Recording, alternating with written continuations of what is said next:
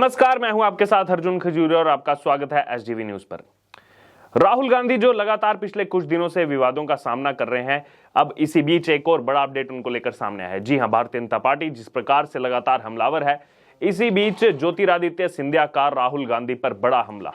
और ज्योतिरादित्य सिंधिया ने कहा है कि धमकी के लहजे में लड़ रहे हैं राहुल गांधी लड़ाई और कोर्ट पर दबाव बनाने की कोशिश की जा रही है।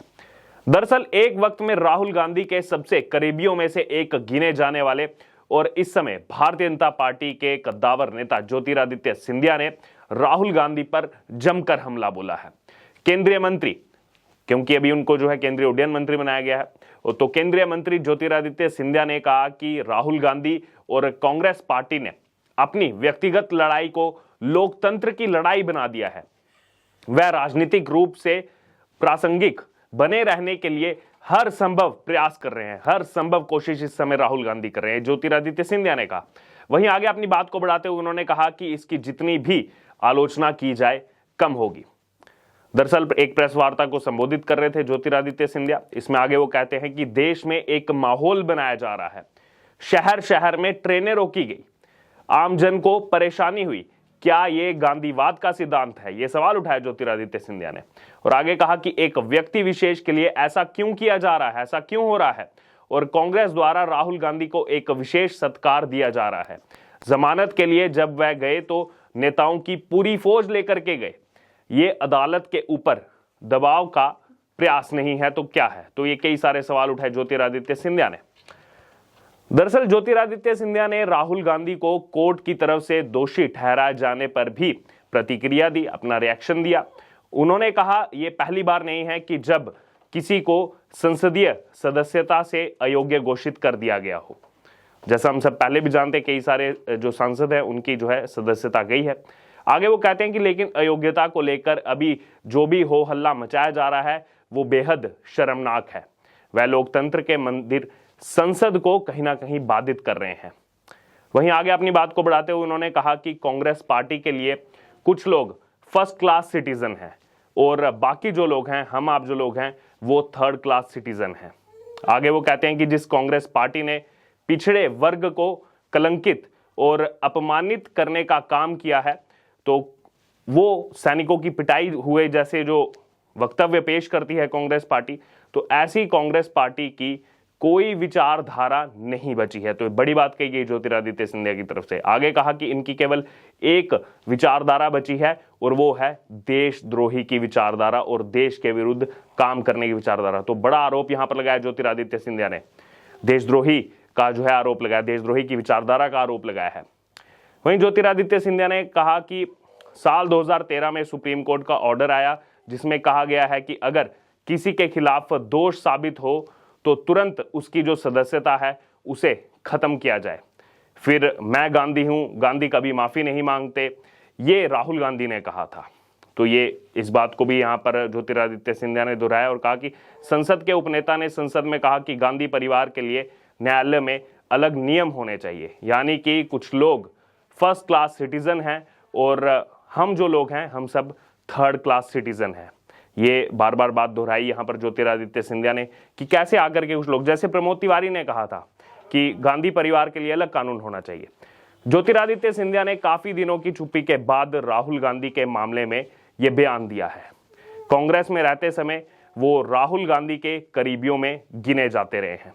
और अगर बात की जाए यहां पर यूपीए सरकार की, तो यूपीए सरकार के दौरान ज्योतिरादित्य सिंधिया को कद्दावर मंत्रियों में गिना जाता था, लेकिन बाद में गांधी परिवार से उनके रिश्ते मध्य प्रदेश में खुद को अलग जो है खिसकाए जाने को लेकर लगातार बिगड़ते गए। इसके बाद ज्योतिरादित्य सिंधिया ने कांग्रेस पार्टी छोड़कर भारतीय जनता पार्टी का दामन थाम लिया था। उनको भारतीय जनता पार्टी ने राज्यसभा सदस्य बनाया और केंद्रीय मंत्री का पद भी दिया। इस समय वो केंद्रीय उड्डयन मंत्री का कार्यभार जो है वो संभाल रहे हैं। ज्योतिरादित्य से पहले भारतीय जनता पार्टी के तमाम बड़े नेता जो हैं वो राहुल गांधी को निशाना बनाते आए हैं। तो ये पहली बार नहीं है जब राहुल गांधी को निशाना बनाया गया ये पूरे मामले में। दरअसल ये जो सारा का सारा मामला है ये ब्रिटेन में राहुल गांधी के ताजा बयान से शुरू हुआ था। राहुल गांधी ने ब्रिटेन में जो कहा था कि अमेरिका और यूरोप के देश खुद को लोकतंत्र का पहरेदार कहते हैं, लेकिन भारत में लोकतंत्र की खराब हालत पर कुछ नहीं बोलते। फिर देश लौटने पर मोदी सरनेम वाला जो बयान था, वो मोदी सरनेम वालों को अपमान करने के लिए जो है राहुल गांधी को सूरत की कोर्ट ने 2 साल की सजा सुनाई थी। ये सजा सुनाने के बाद राहुल गांधी की लोकसभा की जो सदस्यता है वो चली गई थी। लोकसभा की सदस्यता से अयोग्य जो है राहुल गांधी को ठहराया गया था। वहीं राहुल गांधी ने सजा के खिलाफ मंगलवार को ही सूरत के सेशंस कोर्ट में अपील की। तो वहीं अगर बात की जाए केंद्रीय मंत्री ज्योतिरादित्य सिंधिया की, जो लगातार अब हमलावर हैं, ज्योतिरादित्य सिंधिया के इस बयान को लेकर कांग्रेस पार्टी के अध्यक्ष मल्लिकार्जुन खड़गे की भी प्रतिक्रिया अब सामने आ रही है।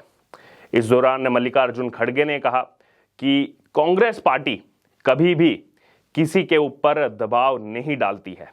और आगे मल्लिकार्जुन खड़गे कहते हैं कि मैं ये भी नहीं कहना चाहता हूं कि सरकार दबाव डाल रही है, लेकिन एक एग्जाम्पल है, एक उदाहरण है कि एक व्यक्ति जिसे 3 साल सजा होती है, इसके बावजूद उसकी सदस्यता रद्द नहीं की जाती। और एक व्यक्ति, यानी कि वो राहुल गांधी के लिए कह रहे हैं, राहुल गांधी जिसने सच कहा, वो बार बार कांग्रेस पार्टी दरअसल इस चीज को सच की बात कर रहे हैं, उसकी जो है सदस्यता रद्द की जाती है। जबकि पूरा का पूरा मामला जो है ये हेट स्पीच का मामला है। इसके अलावा अगर बात की जाए तो कांग्रेस सांसद अधीर रंजन चौधरी ने भी प्रतिक्रिया दी। अपने बयान में कहा कि मैंने स्पीकर साहब से ये कहा है कि सदन में विस्तार से इस पर चर्चा होनी चाहिए, क्योंकि मुझे लगता है कि राहुल गांधी पर जिस तरह त्वरित गति से कार्रवाई की गई है, उससे पूरे हिंदुस्तान में सदन की जो गरिमा है, सदन की कार्यवाही पर कहीं ना कहीं सवाल उठ रहे हैं। और इससे निपटने के लिए खुली चर्चा होनी चाहिए। वही कांग्रेस पार्टी खुली चर्चा की बात कर रही है, जो पिछले कुछ दिनों से संसद चलने ही नहीं दे रहे। बिल्कुल संसद का कामकाज जो है ठप पड़ा हुआ है। वहीं राहुल गांधी की ओर से सजा पर स्टे लगाने की मांग वाली जो अपील है उसको भी स्वीकारा गया। इस दौरान अदालत ने राहुल गांधी को अंतरिम जमानत दी और कहा कि राहुल की जो ये जमानत है ये तब तक रहेगी जब तक कि राहुल गांधी की अर्जी पर कोई फैसला नहीं हो जाता। और आपको बता दें कि ये जो पूरा मामला है, दोष सिद्धि को चुनौती देने वाली अर्जी पर कोर्ट ने कहा कि दूसरे जो पक्ष है, दूसरे पक्ष को सुने बिना ऐसा कोई आदेश पारित नहीं किया जा सकता। इस मामले में शिकायतकर्ता और गुजरात सरकार को आने वाली 10 अप्रैल तक जवाब देने के लिए नोटिस जारी किया गया है। वहीं 10 अप्रैल को जो है 10 अप्रैल की नोटिस जारी किया गया और इसके 3 दिन बाद यानी कि 13 अप्रैल को अदालत में उसी अर्जी पर अगली सुनवाई होगी।